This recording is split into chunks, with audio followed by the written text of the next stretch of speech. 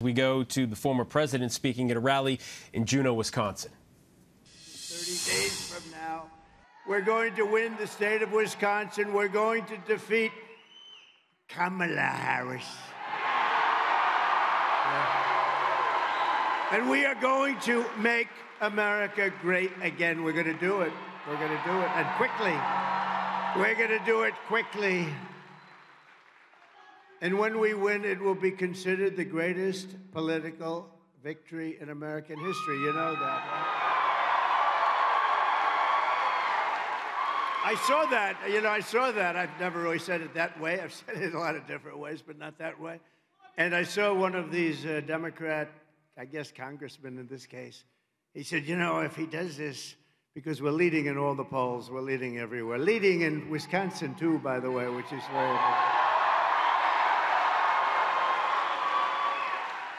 You see, because this is the ultimate poll. When you get this many people, this is the ultimate poll. But, they had this congressman, and he said, if he does this, it's going to be like the greatest political win in the history of our country. And I said, wow, that's great. I love that. We love that, Troy, don't we? So it will be incredible. And I think we're going to have something that's going to be amazing. The world is going to be watching, and we're 30 days away. 30 days away.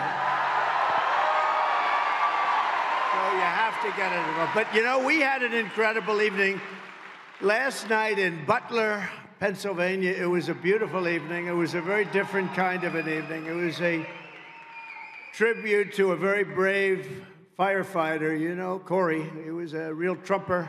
Corey was a trumper. He was a MAGA guy. He was an America First guy. He had the whole deal going with the outfits, the hats. He had everything. He was great, and his whole family is great. But he really, look at it the way I look at it, he sacrificed his life in an attack 12 weeks ago. And you have to look at what happened last night. We had over 100,000 people show up in beautiful little Butler. It's little Butler. But beautiful Butler, Pennsylvania. We had a crowd, and, this is a hell of a crowd, too, I have to tell you. It's happening all over. But we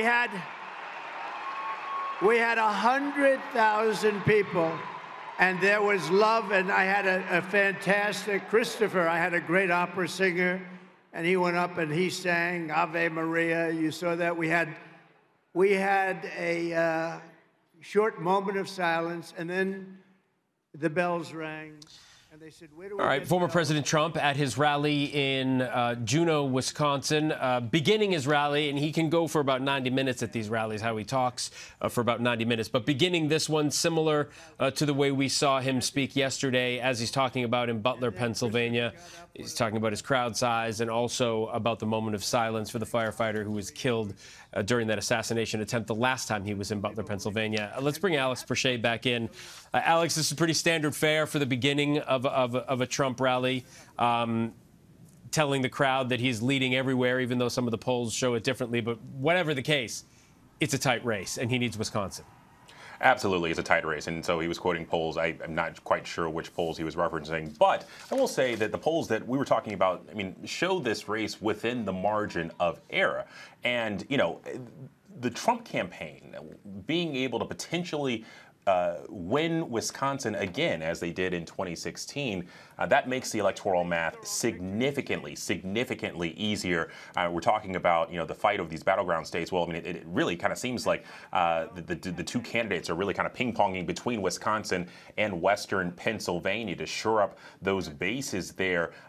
Somewhere in the strategy. That's been identified as key points for them to really kind of drill down on. But again, we're expecting the former president to really kind of lay into this message of the economy under the Trump years, and also remind folks of tax policy during his administration. That's something that resonates certainly with his base, but also with some of those moderate Republicans that might still be on the fence. One of the big questions that he always poses is, Is your life better now than it was 4 years ago when he was in office? And I'm expecting to see some of that messaging again tonight. Absolutely, that's the question. Every 4 years, that's the big question. All right, Alex Perche, thanks so much.